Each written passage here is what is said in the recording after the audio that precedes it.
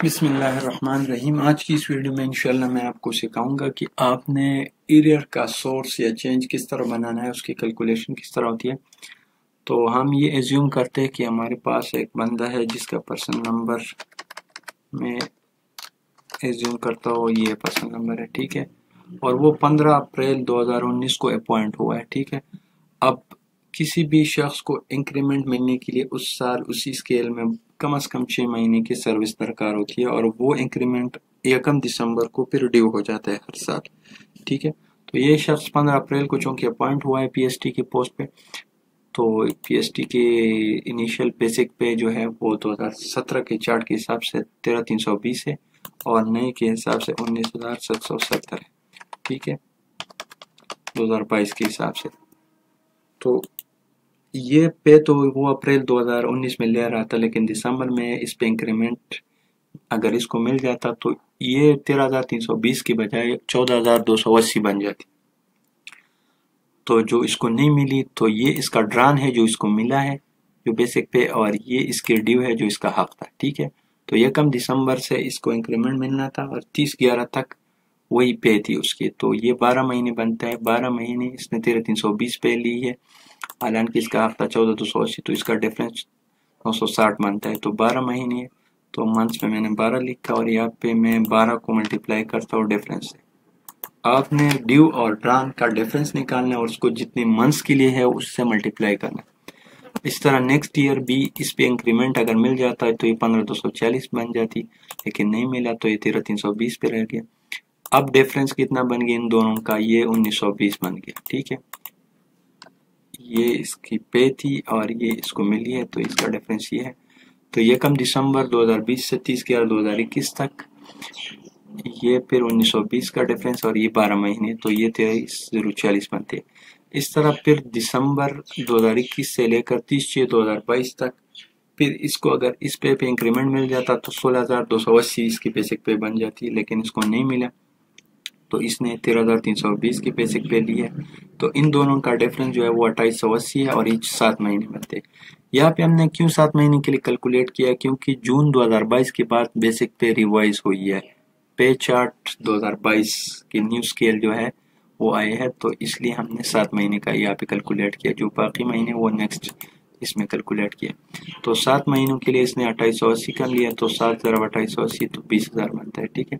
इस तरह फिर जुलाई 2022 में अगर ये इसकी पे होती और इसको हम नई पे चार्ट के हिसाब से फिक्स करते, तो मैं यहाँ पे आपको दिखाता हूँ 16,200, ये 2017 का चार्ट है, ठीक है। 16,200 को अगर हम इसको पॉइंट टू पॉइंट फिक्सेशन कहते हैं, अगर इसको हम 2022 के पे चार्ट में फिक्स कर ले तो इसकी पे बन जाती 24,080, ठीक है।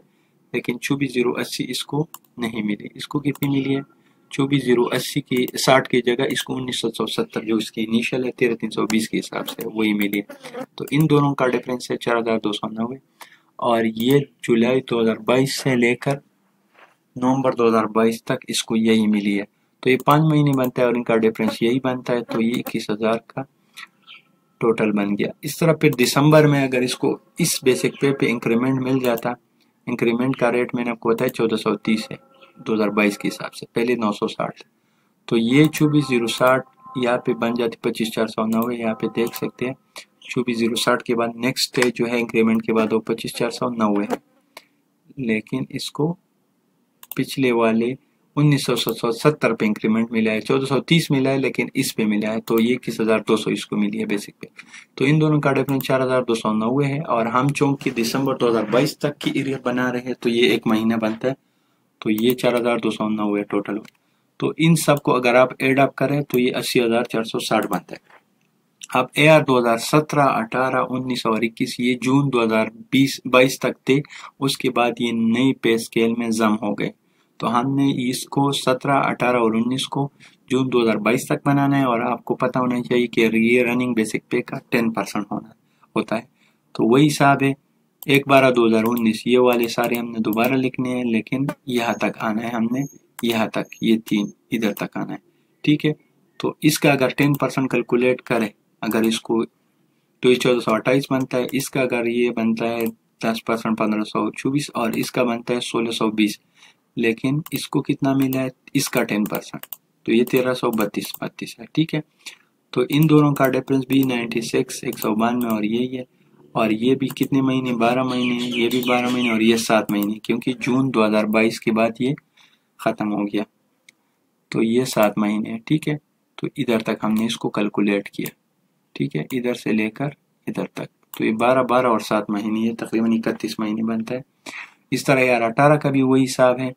ये AR जो होते हैं एडाक रिलीफ, ये जून में जब बजट पास होता है तो इसमें हमें मिलते हैं, और ये नेक्स्ट ईयर यानी जुलाई से एप्लीकेबल होते हैं, क्योंकि फाइनेंशियल ईयर जो है वो जुलाई से स्टार्ट होता है और जून पे ख़त्म होता है। तो जून में जो बजट पास होता है वो जुलाई से एप्लीकेबल होता है, और इसके लिए कोई सर्विस की शर्त नहीं है कि आपके 6 महीने 3 महीने, कोई सर्विस की शर्त नहीं है। अगर आप यकम जुलाई को भी भर्ती हो जाए तो तब भी आपको जो एडाक रिलीफ है वो मिलता है, ठीक है।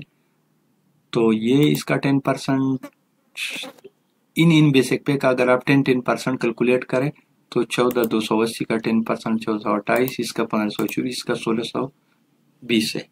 तो ये 17 18 और 19 का ड्यूट्रान अगर आप निकाले तो 96 192 और ये बनता है। तो इसको ज़रब दे डिफरेंस को मंथ से, तो ये इस तरह 5472 बनता है, ये भी 5472 बनता है। AR 2019 कब आया है, वो है जुलाई 2019 में। तो दिसंबर में अगर इंक्रीमेंट हमें मिल जाता जो 14,280 हमारी बेसिक पे बन जाती, तो उसका 10% कितना है 1428, लेकिन हमें कितना मिला है ये। इस तरह फिर अगर दूसरा इंक्रीमेंट मिल जाता 15,240 हमारी बेसिक पे बन जाती, उसका 10% 1524 है, लेकिन हमें तो ये मिली है। इस तरह अगर 1/12/2021 को इंक्रीमेंट मिल जाता इस पे 15,240 पे, तो हमें 16,200 मिल जाती, उसका 10% 1620 है, तो हमें तो ये मिले हैं इंक्रीमेंट के बगैर। तो इनका डिफरेंस यही है। तो AR 2021 कब आई है, जुलाई 2021 में। तो दिसंबर में इंक्रीमेंट के बाद हमारी 16,200 अगर बेसिक पे हो जाती तो हमारी ये रेट रिवाइज हो जाती, 16,200 का 10% 1620 बनता है, लेकिन हमें इस बेसिक पे 13,320 का 10% मिला है, वो 1332 है। तो इन दोनों का जो डिफरेंस है वो 288 है, और ये 7 महीने बनते हैं, क्योंकि जून 2022 के बाद ये ख़त्म हुआ। मैंने इसलिए जून 2022 तक इसको कैलकुलेट किया। तो 7 महीनों को 288 से ज़रा दे तो 2016 बनता है। अब है DRA है वो है मार्च 2022 में आया हुआ है, और ये जो उस वक्त की बेसिक पे थी जिसकी जितनी थी उसका 15% थी। तो अगर आपकी प्रमोशन इस दौरान जनवरी फरवरी या दिसंबर की मिड में कहीं हुई हो तो ठीक है, अदरवाइज जो 1/12/2021 की जो आपकी बेसिक पे होती है वही, और जो मार्च या कम मार्च 2022 की बेसिक पे होती है वो सेम होती है, क्योंकि 1/12/2021 को जब आपको इंक्रीमेंट मिल जाता है तो उसके बाद मार्च तक कोई चेंज उसमें नहीं आता सिवाय प्रमोशन की केसेस में। तो ठीक है, तो 16,200 हमारी बेसिक पे हो जाती 1/12/2021 को, तो उसका 15% हमारे पास 2430 बनता है। मैं यहाँ पे कैलकुलेट करके देता हूँ, 16,200 मार्च में हमारी बेसिक पे थी, उसका 15% 15/100, तो ये 2430 बनते हैं, लेकिन हमें 13,320 का 10% मिला है, वो 1998 बनता है। तो इन दोनों का डिफरेंस है 432, और हम चूंकि 31 दिसंबर 2022 तक एरियर कैलकुलेट कर रहे हैं, तो मार्च से दिसंबर 2022 तक ये 10 महीने बनते हैं, मार्च को इंक्लूड करो तो, क्योंकि जनवरी फरवरी में तो DRA था ही नहीं। तो मार्च से दिसंबर तक ये 10 महीने बनते हैं, 10 को 432 से ज़रब दे डिफरेंस है, तो 4320 बनता है। अब AR 2022 की तरफ आते हैं, वो भी 15% है रनिंग बेसिक पे, लेकिन इसमें एक मसला है कि ये जुलाई 2022 से मिला है। तो हमने अगर इसकी कैलकुलेशन करनी है तो वो 6 महीनों की करनी है, क्योंकि जुलाई से दिसंबर तक हम करेंगे और दिसंबर तक हम ये कैलकुलेट करें तो जुलाई 2022 से दिसंबर 2022 तक 6 महीने बनते हैं। तो इसका भी वही ट्रीटमेंट है, जून 2022 को जो आपकी बेसिक पे थी उसका 15%, तो वही मार्च वाला हिसाब है। 16,200 का 15% 2430 है। हमें कितना मिला है, हमें मिला है इसका 13,320 का 15% वो 1998 है।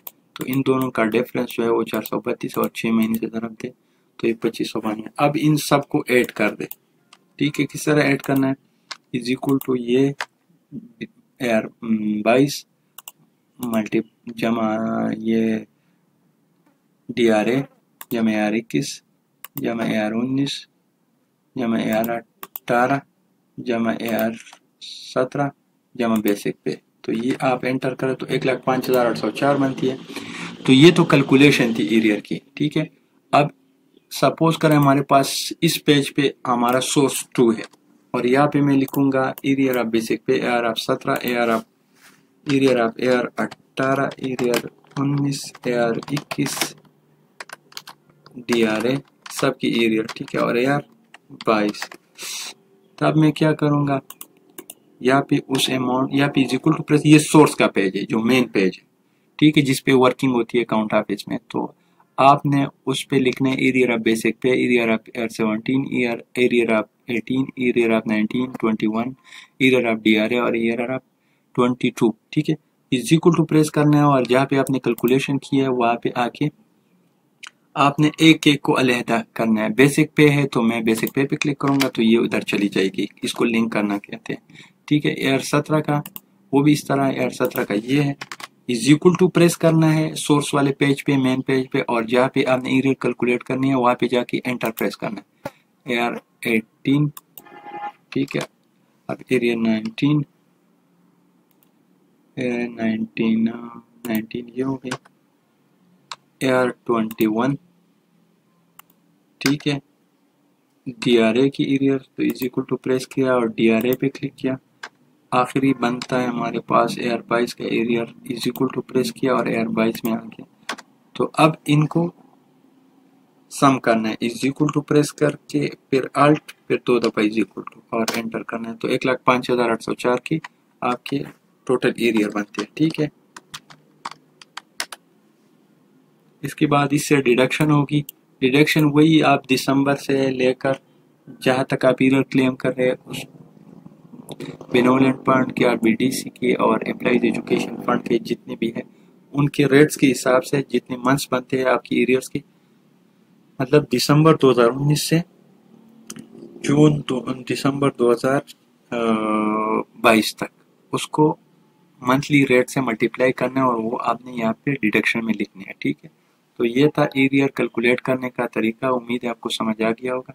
अगर इसमें आपका कोई क्वेश्चन हो तो आप कमेंट में मुझे बता सकते हैं।